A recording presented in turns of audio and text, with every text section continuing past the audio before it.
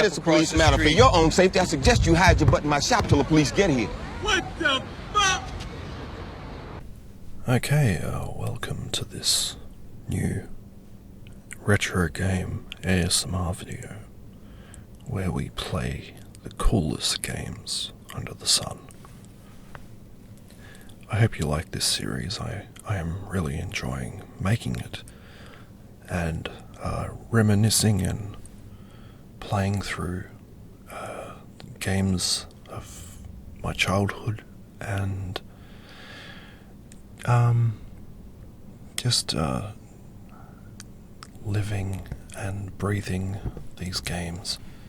Today we are going to be looking at Die Hard Trilogy, which came out for the PlayStation 1. I think it came out on PC as well. I am just looking up the details, but in this video you'll be seeing me play through all of the games in some capacity or another. We have Die Hard 1, 2 and 3 in this game, based on the films. I would say that Die Hard 2 is probably the best game here. It's like a rail shooter. It's like you get the gun and you aim it at the TV screen and shoot. Die Hard with a Vengeance, the game, the card game is also pretty cool. Last but not least is Die Hard 1. It's kind of like you're running around, top-down shooter. It probably was the harder, well, probably the hardest of all three games was Die Hard 1. But also, like, recently, I just going back and playing through this game, the car, Die Hard with a Vengeance, it was impossible. I couldn't even beat the first level. I don't know if there's a glitch or something. But anyway, I did finish the entire game when I played it as a young person, but it was very, very cool to relive the events of the third film. Just driving around New York, and you have to run over bombs and stuff. It's very like a very time-conscious game where you have to try and drive as fast as you can and to get the next bomb that's about to go off. They all take place about the films. So I'll just read through the description of this game. Die Hard Trilogy is an action video game based on the first 3 installments of the Die Hard series of action movies.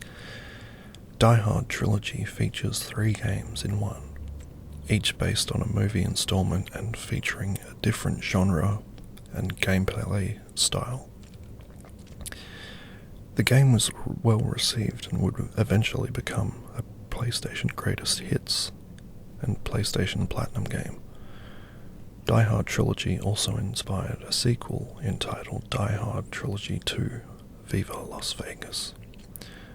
The sequel retained the 3 different playing styles but featured a spin-off storyline that was not connected to the movie series.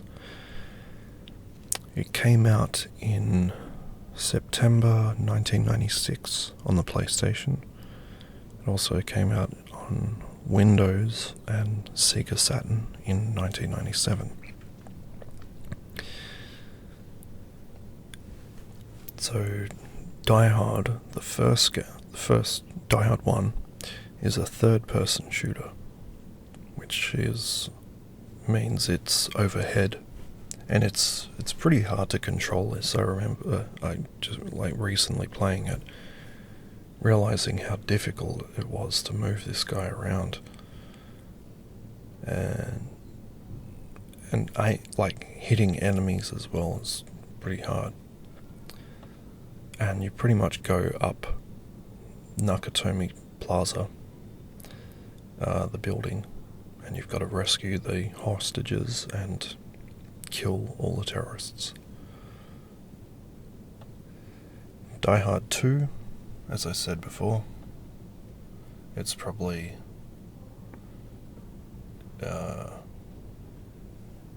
better. It's probably the best one in the series, not by judging the films. Die Hard 2, Die Harder, is presented as an on-rails shooter, where the player must stop terrorists who have taken over Dulles Airport from the second film. Players control the crosshair with a gamepad, light gun or mouse. Die Hard Trilogy was one of the few light gun games available for the PlayStation that was not compatible with Namco's GunCon. Blah blah blah. I did have a gun for the PlayStation. It looked pretty damn cool, and it's good for that game Time Crisis, and there was another one. I can't remember the name of it. You would shoot all these chickens, and I don't know what it was called, but it was really fun. Die Hard with a Vengeance, the player goes on a joyride driving a taxi, cab, sports car, and dump truck throughout all of New York City, and is tasked with finding and defusing several explosives before they can go off.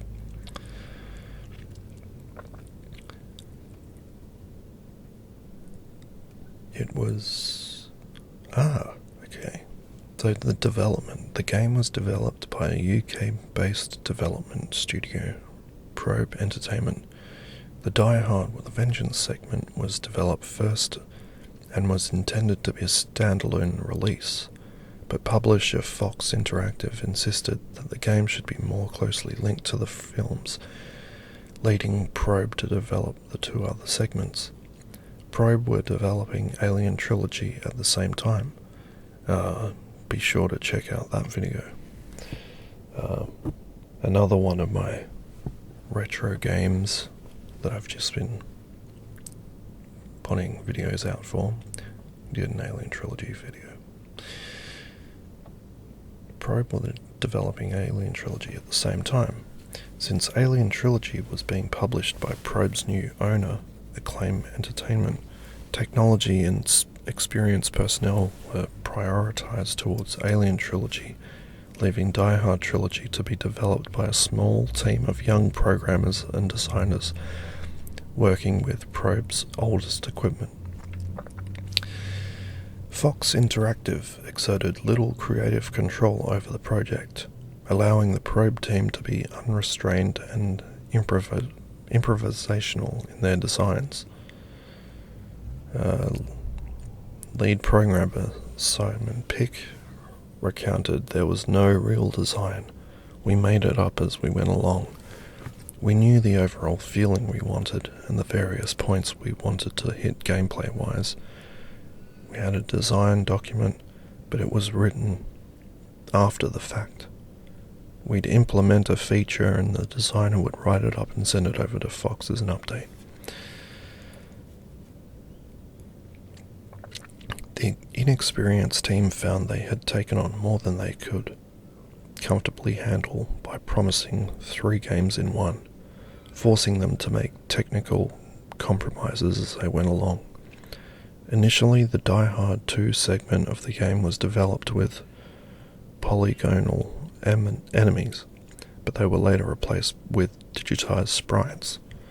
For the Die Hard with a Vengeance segment, the team had wanted to use an authentic recreation of New York City, but found that when driving at 200 miles per hour, an accurate model of New York City felt too small and confining. The larger models could not be built completely in RAM, so the team divided it into sections, designed a system to calculate which section to load next, and fix the resultant errors by hand. The PlayStation was chosen as the lead platform because Pick strongly felt that it was the most powerful format at the time. In particular, he reasoned that the Saturn and PC versions would come out better if the programmers were trying to emulate impressive graphical effects on an extant PlayStation version. Blah blah blah. It got pretty good reviews. It got like 9 out of 10, 8 out of 10.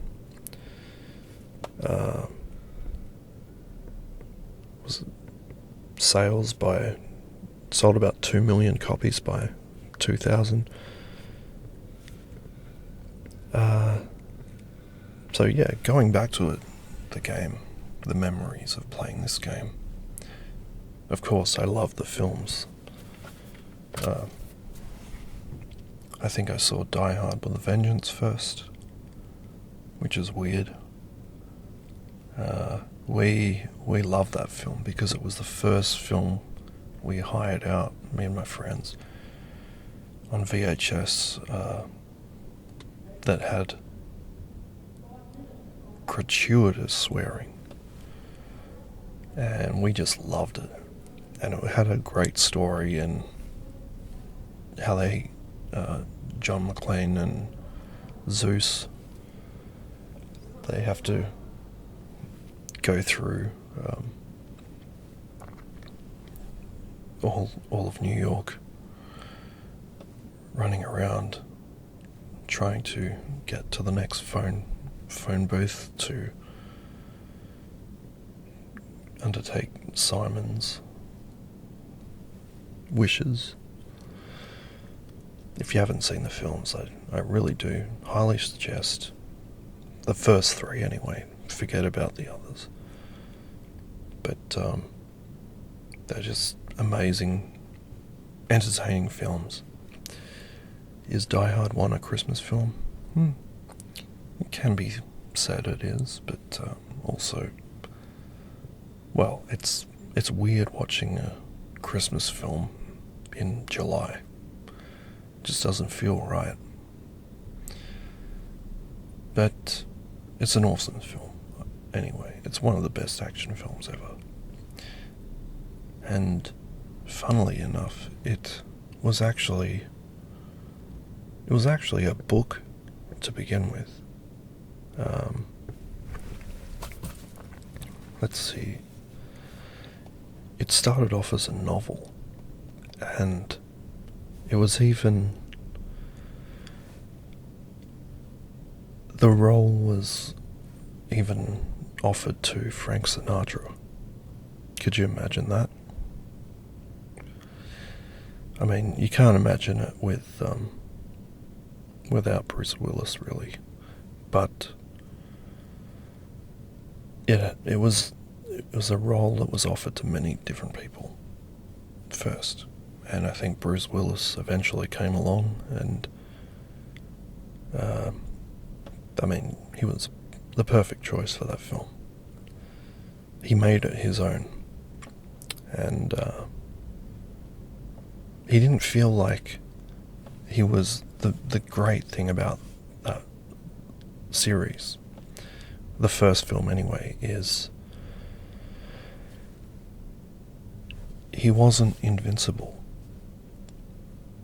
Okay, so the book was called Nothing Lasts Forever by Roderick Thorpe. It came out in 1979, I think. It was... when I found out it was based on a book, I just went, what the hell? What the fuck? But it was. I'm sure they expanded the story and whatnot. They changed a hell of a lot, but... Hang on. Although the film, retitled Die Hard, was altered to be a standalone film with no connections to Thorpe's novel, and does not follow the source material very closely, some of its memorable scenes, characters and dialogue are adapted directly from the book.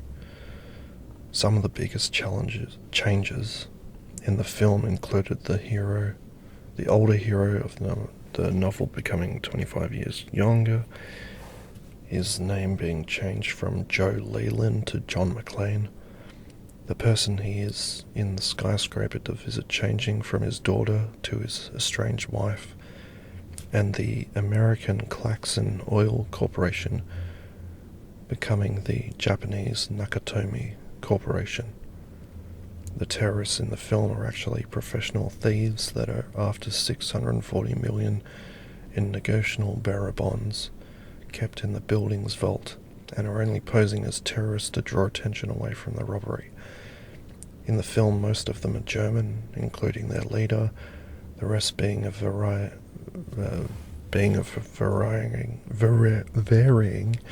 ethnicities and nationalities. The novel also features women amongst the terrorists. The overall tone of the novel is far darker, with underlying themes of guilt, alcoholism, and the complexity of a disturbed human mind. The ending of the novel is also different, suggesting that the wounds Joe sustained were so severe that he could possibly succumb to them and die. But there are